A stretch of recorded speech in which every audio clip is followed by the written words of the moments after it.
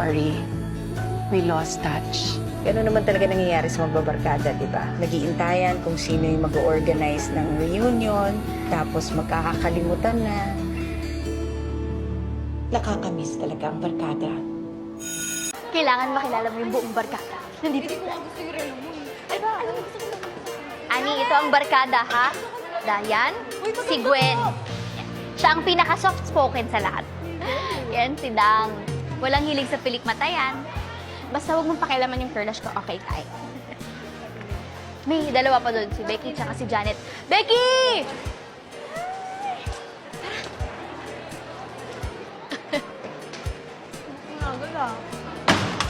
Hi! I'm Becky from New York. Cubao! Future baby Pinas. Go, girl! Ganda! Ako si Janet. Pinaka-nerd, tsaka kopyahan nila ng homework. Yung nasa dulo, yung masungit kanina. Yan si Sue. Gwapo.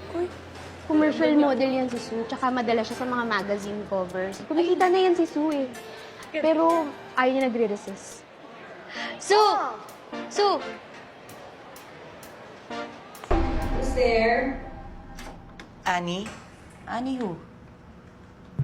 Alam nyo, dapat may official na pangalan yung grupo natin ngayon. Talagang magre-represent sa atin. Sunny.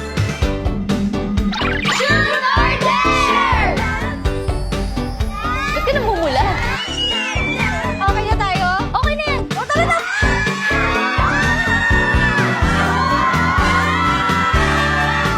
Ready? Ready na kayo? Okay!